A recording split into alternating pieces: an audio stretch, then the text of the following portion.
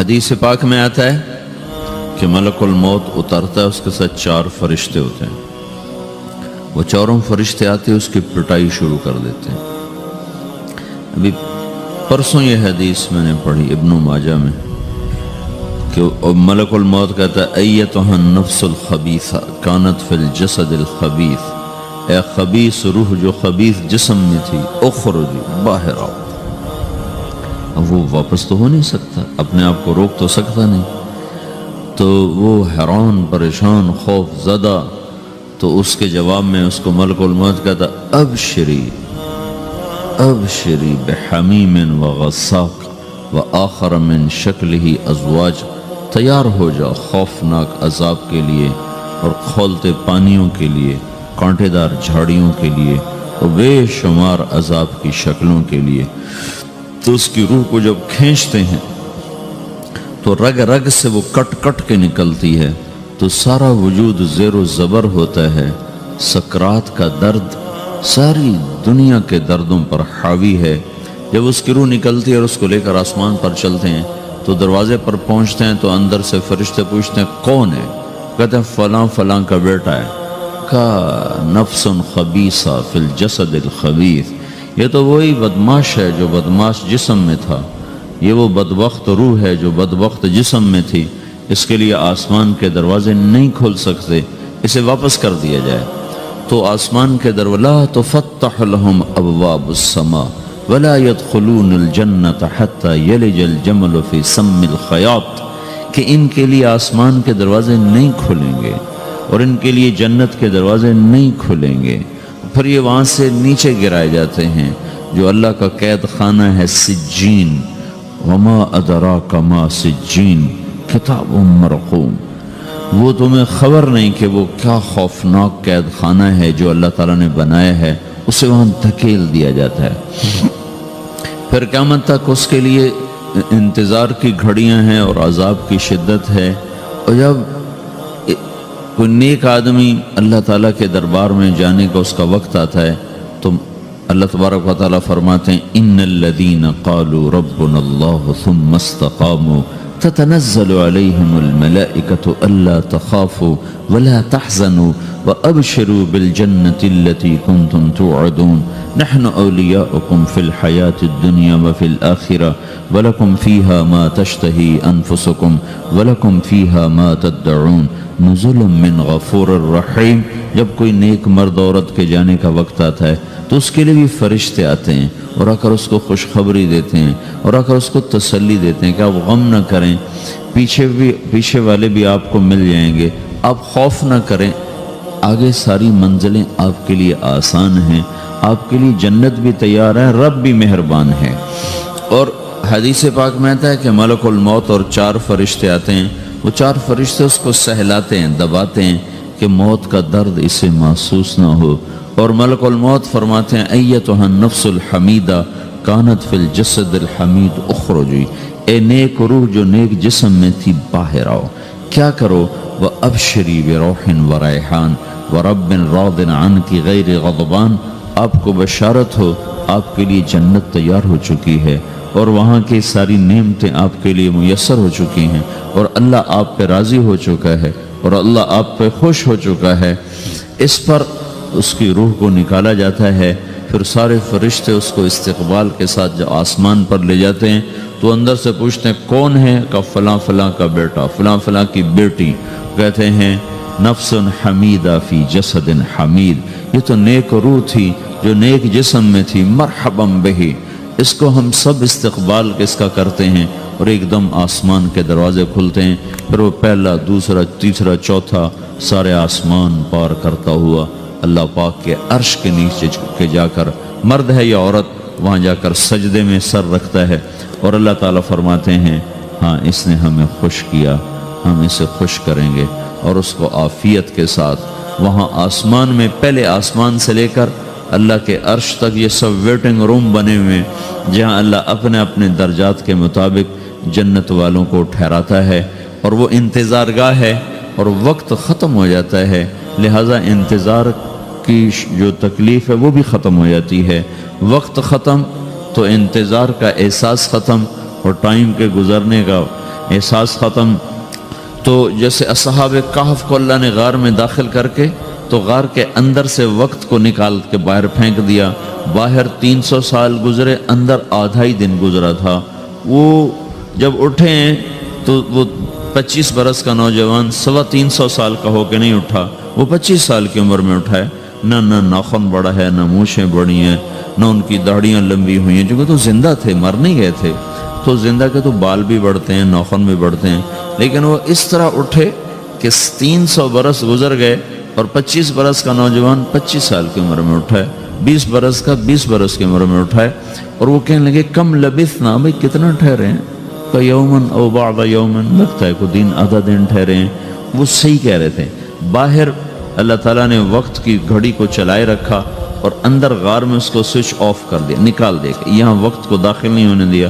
تو وقت کے گزرنے سے جو بھی اثرات مرتب ہوتے ہیں وہ ان پر مرتب نہیں ہوئے، تو وہ 20 آدھے ہی دن کے بعد اٹھے ہیں، باہر 300 سال، اندر آدھا دن۔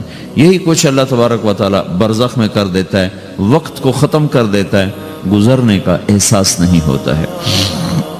تو اس طرح میرے عزیزو، یہ دو موتیں ہر انسان دیکھتا ہے، یا وہ جنت کے فرشتوں کا استقبال دیکھتا ہے یا جہنم کے فرشتوں کی مار اور پٹائی کو سہتا ہے۔ رابعہ بصری رحمۃ اللہ علیہ کا انتقال ہونے لگا تو انہوں نے رات کو فوت ہوئی، تو انہوں نے اپنی خادمہ کو بلا کے فرمایا کہ کسی کو بتانا نہیں، جب میں مر جاؤں تو پڑوس میں 2-4 کو بلا کر نا میرا جنازہ پڑھوا دینا، اور جس کرتے میں تہجد پڑھتی تھی وہی میرا کفن بنا دینا، اور صبح بے شک لوگوں کو بتا دینا، میرے مرنے کے بعد میری میت کو رکھنا نہیں، فوراً دبا دینا۔ تو جب ان کا انتقال ہوا تو انہوں نے پڑوس کے 2-4 10-20 آدمی بلائے اور ان کو تدفین تجہیز سب کچھ ہو گئی۔ صبح شور مچا کہ وہ رابعہ بصری کا انتقال ہو گیا۔ تو اگلے دن وہ خواب میں اس خادمہ کو ملی اور کہا بیٹی تیری بڑی مہربانی، تو نے میری وصیت کے مطابق عمل کیا۔ اس نے دیکھا کہ انہوں نے ایک خوبصورت سبز لباس پہنا ہوا ہے، تو وہ فرمانے لگی، انہوں نے سوال کیا کہ آپ کے ساتھ قبر میں کیا ہوا؟ تو وہ کہنے لگی کہ میرے پاس منکر نکیر آئے تھے اور مجھ سے کہنے لگے من رب کی، تیرا رب کون ہے؟ تو میں نے کہا سبحان اللہ، 40 برس جس کو میں نہ بھلا سکی اس کو 4 ہاتھ زمین میں آ کے میں بھول جاؤں گی۔ ان کا 42 برس کی عمر میں انتقال ہوا تھا۔ تو وہ کہنے لگے سبحان اللہ، جس کو میں 40 برس نہ بھولا سکی میں اسے 4 ہاتھ زمین کے اندر آ کے بھول جاؤں گی۔ تو منکر نکیر کہنے لگے اس کا کیا حساب لینا؟ پھر انہوں نے پوچھا کہ وہ آپ کا وہ کرتا کہاں گیا تہجد والا جس میں آپ کو کفن دیا تھا؟ کہا وہ اللہ نے مجھ سے لے لیا ہے اور میرے اعمال کے خزانے میں رکھ دیا ہے، قیامت کے دن میرا وہ کرتا بھی میرے ترازو میں تولا جائے گا، اور مجھے یہ لباس پہنایا ہے جو جنت کا لباس ہے۔ یہ بھی ایک موت ہے۔ اس طرح بھی لوگ مرتے ہیں۔ اور دوسری بھی ایک موت ہے، ہمارے علاقے کی بتا رہا ہوں، اپنے علاقے کی۔ ایک زمیندار مر گیا، اس کی قبر کھودی، ساری بچھوؤں سے بھری ہوئی، ایسے جیسے چیونٹیاں پھر رہی ہوتی۔ تو انہیں وہ بند کر کے دوسری کھودی، ساری بچھوؤں سے بھری ہوئی۔ پھر وہ بند کر کے تیسری کھودی، ساری بچھوؤں سے بھری ہوئی۔ قبرستان میں اتنے بچھو کہاں سے آ گئے؟ یہ زمین کے بچھو نہیں ہے، یہ آخرت کی بلائیں ہیں جس کے ساتھ اب اسے قیامت تک رہنا ہے اور گزارا کرنا ہے۔ تو یہ 2 طرح کی موتیں روزانہ لوگ مرتے ہیں، روزانہ لوگ مرتے ہیں۔ جب نماز کا وقت ہوتا ہے ملک الموت ساری دنیا کا چکر لگاتا ہے اور دیکھتا ہے کون پڑھ رہا ہے کون نہیں پڑھ رہا، کون پڑھ رہا ہے کون نہیں پڑھ رہا۔ جو نماز کی پابندی کرتا ہے اس کی موت آسانی سے ہوتی، جو نماز میں غفلت کرتا ہے اس کے ساتھ موت کے وقت شدت اور سختی اختیار کی جاتی۔ تو بھائیو، یہ ایک جسم ہے، ایک روح ہے۔ روح باقی رہنے والی چیز ہے، جسم مٹ جاتا ہے، پھر اللہ سے قیامت کے دن نیا جسم عطا فرمائے گا، ایک نیا جسم دیا جائے گا۔ روح وہی ہے جو اللہ کے خزانوں میں جمع ہو جاتی ہے۔ نافرمان کی سیاہ کالی روح ہوتی ہے، فرمان بردار کی روشن چمکدار روح ہوتی ہے۔ تو اللہ نے کچھ تقاضے جسم کے رکھے ہیں اور کچھ روح کے رکھے ہیں۔ جسم کے تقاضے پورے نہ کرو تو یہ پریشان ہو جاتا ہے، روح کے تقاضے پورے نہ کرو تو یہ پریشان ہو جاتی۔ روح کی پریشانی جسم سے زیادہ ہے، چونکہ روح کی طاقت جسم سے زیادہ ہے۔ روح جسم مٹی سے بنا ہے، اس کی غذا بھی مٹی سے نکلتی ہے۔ روح آسمان سے ہے، اس کی غذا بھی آسمان سے ہے۔ روح کا تعلق جب تک اللہ سے نہیں جڑتا، اس سے بھوک اور پیاس لگتی رہتی ہے۔ جسم کو جب تک روٹی اور پانی نہ ملے، یہ تڑپتا اور پریشان رہتا ہے۔ جیسے اللہ تعالیٰ نے ہمارے جسم میں روٹی اور پانی کی طلب کو بے ساختہ رکھ دیا ہے۔ میں بیان کے دوران بھی پانی پی رہا ہوں، آپ دیکھ رہے ہیں کہ میرا حلق سوکھ جاتا ہے، مجھے طلب محسوس ہوتی ہے پانی، حلق سوکھتا ہے پانی کی طرف بھاگتے ہیں، بھوک لگتی ہم روٹی کی طرف بھاگتے ہیں۔ یہ ایک ایسا اندر میں آٹومیٹک سسٹم ہے کہ ہم اس کو آف نہیں کر سکتے۔ یہ سوتے سوتے بھی بھوک کی وجہ سے آنکھ کھل جاتی، سوتے سوتے پیاس کی وجہ سے آنکھ کھل جاتی ہے۔ یہ ایسا خود اللہ تعالیٰ نے ساختہ نظام بنایا ہے کہ آپ اپنے جسم میں روٹی اور پانی کی طلب کو نہیں نکال سکتے۔ میرے عزیزو، ٹھیک اسی طرح اللہ نے انسانی روح میں اپنی طلب رکھ دی ہے اور اپنے رسول کی طلب رکھ دی ہے۔ یہ دو طلب ایسی ہیں کہ یہ آپ کے جسم روح سے نکل نہیں سکتی۔ جیسے بھوکا روٹی نہ کھا لے، پیاسا پانی نہ پی لے، اسے چین نہیں آ سکتا۔ وہ روح جو اللہ اور اس کے رسول سے نا آشنا ہے، جب تک وہ وہاں تک پہنچ نہیں جاتی، اسے چین نہیں آ سکتا، اس کا اندر پریشان رہے گا۔ 1997 میں جب جنید جمشید سے میری پہلی ملاقات ہوئی تو اس نے مجھ سے یہ سوال کیا کہ مولوی صاحب، ایک پاکستانی نوجوان جس گلیمر کو خوابوں میں دیکھتا ہے، وہ گلیمر تو مجھے زندگی میں ویسے ہی حاصل ہے۔ میرے چاروں طرف زندگی کا رقص ہے اور میری زندگی کی ہر خواہش، السلام علیکم، ویلکم بیک ٹو مسلم سیرہ۔ ایسے ہی بیانات سننے کے لیے ہمارے چینل کو سبسکرائب کریں اور بیل آئیکن کو ضرور دبائیں۔ شکریہ۔ تمنا پوری ہے، اس کے باوجود میرے اندر اندھیرا ہے، میرے اندر خلا ہے۔ مجھے لگتا ہے میں وہ کشتی ہوں جس کا کوئی ساحل نہیں، جس کی کوئی سمت نہیں، جس کا کوئی گھاٹ نہیں۔ یہ کیوں ہے؟ میرے ساتھ تو ایسا نہیں ہونا چاہیے۔ ایک عام لڑکا تو کہتا ہے ہائے کاش یہ ہوتا، اس کو وہ نہیں ہو رہا تو پھر وہ پریشان ہے، ہائے یہ ہوتا، ہائے وہ ہوتا۔ تو میں تو ہائے نہیں کرتا ہوں، میری تو ہر لذت اور خواہش میرے سامنے تشتری میں سجا کے پیش کی جا رہی۔ میں کیوں ایسا کر رہا ہوں؟ میں ہائے ہائے کیوں کر رہا ہوں؟ میرا اندر ویران کیوں ہے؟ میرے اندر میں خلا کیوں ہے؟ یہ وہی خلا ہے کہ وہ روح کی پیاس کو شراب میں بجھانا چاہتا ہے، وہ روح کی پیاس کو لڑکی میں بجھانا چاہتا ہے، وہ روح کی پیاس کو موسیقی سے بجھانا چاہتا ہے، وہ روح کی پیاس کو دنیا کی رعنائیوں میں 5 سٹار ہوٹلوں سے بجھانا چاہتا ہے۔ روح کیا جانے روٹی کیا ہے، شراب کیا ہے، پانی کیا ہے، عورت کیا ہے، موسیقی کیا ہے، گھنگرو کیا ہے، پائل کیا ہے، چھنکار کیا ہے۔ روح کو ان چیزوں کی کیا خبر؟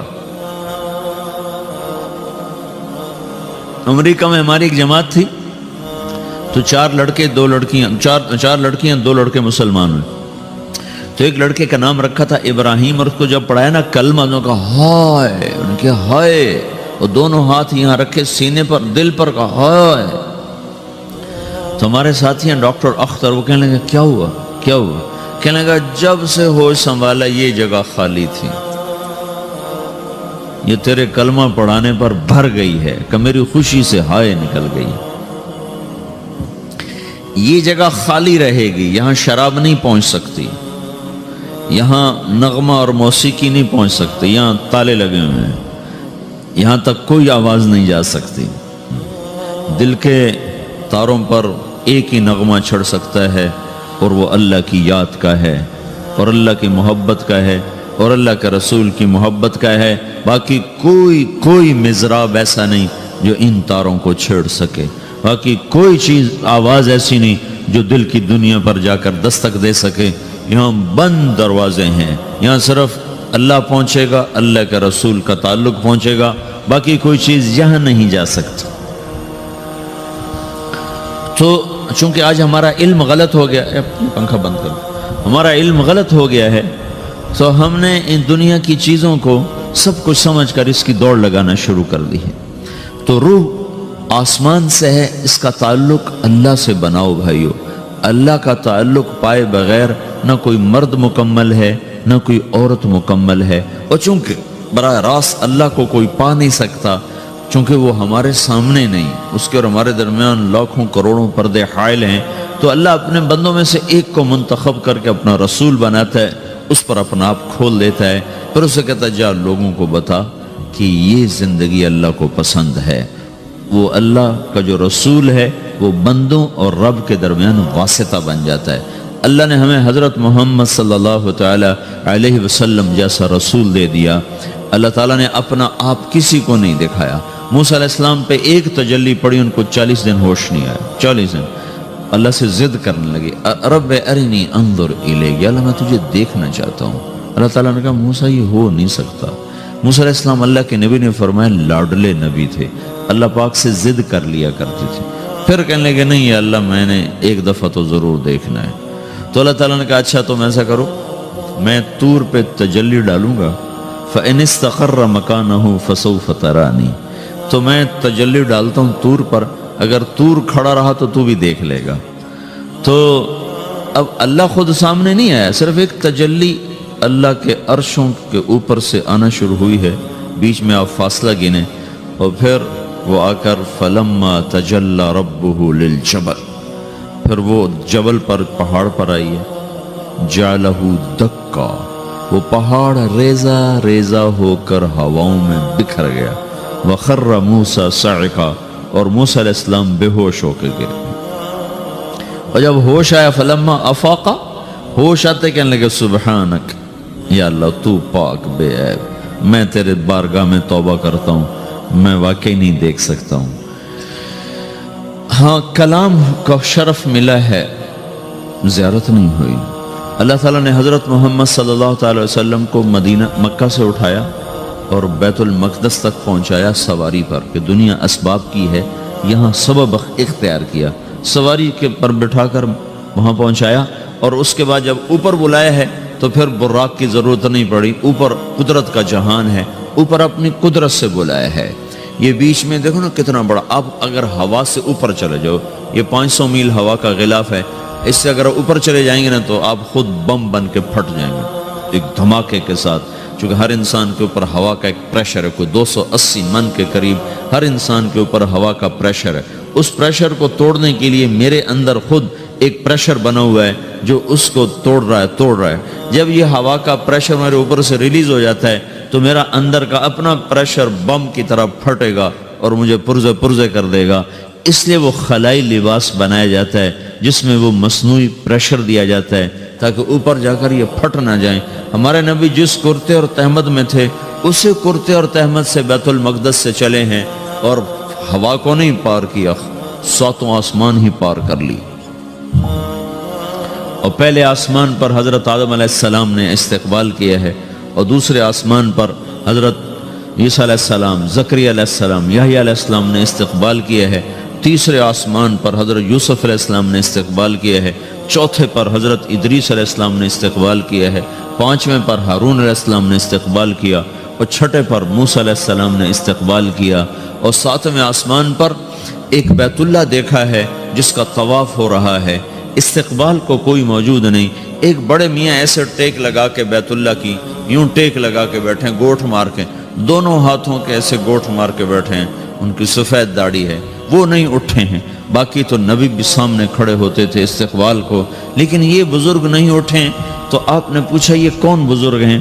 تو جبریل نے کہا یہ آپ کے دادا ابراہیم علیہ السلام ہیں۔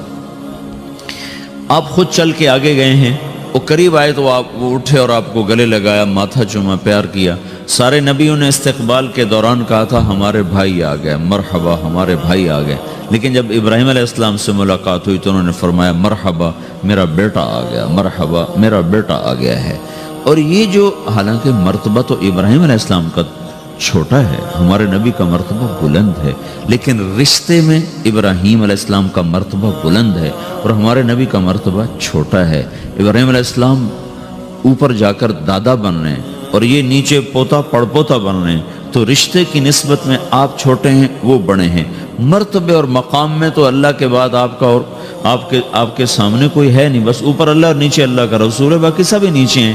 لیکن یہ امت کو سبق دینا تھا کہ اللہ تعالیٰ کو معلوم تھا کہ آنے والی یہ جو نسل ہے یہ ماں باپ کے نافرمان ہوں گی، چونکہ انہیں صرف پیسہ کمانا، آپ کا بھی قصور نہیں، آپ کو ٹیکسٹائل سکھائی جا رہی، کوئی ماں باپ کی تعظیم تو نہیں سکھائی جا رہی ہے؟ اور خود آپ کے ماں باپ نے آپ کو نہیں بتایا کہ ماں کسے کہتے ہیں، باپ کسے کہتے ہیں۔ جس چیز نے بتانا تھا وہ آپ نے پڑھا نہیں، وہ تو دین نے بتانا تھا، قرآن نے بتانا تھا، سیرت نبی نے بتانا، وہ سیرت آپ نے پڑھی نہیں، قرآن آپ نے پڑھا نہیں۔ آپ کا سارا زور لگا پہلے وہ ایف ایس سی کو پاس کرنے میں، پھر ٹیکسٹائل میں آ گیا تو اب دھاگا کیسے بنتا ہے؟ آپ کا سارا علم ہے کہ دھاگا کیسے بنتا ہے، یہ علم آپ نہیں پڑھ رہے کہ انسان کیسے بنتا ہے، یہ مشین کیسے چلتی، آپ یہ سیکھ رہے ہیں، یہ انسان کیسے چلے یہ کسی ادارے میں نہیں سکھایا جا رہا۔ وہ اداروں کا یہ موضوع ہی نہیں کہ انسان بناؤ، اداروں کا موضوع ہے بس روبوٹ بناؤ جنہیں بس دھاگا بنانا آتا ہو، کسی کو دوائی بنانی آتی ہو، کسی کو حل بنانا آتا ہو، کسی کو بم بنانا آتا ہو، کسی کو کپڑا بنانا آتا ہو، کسی کو لوہا بنانا آتا ہو۔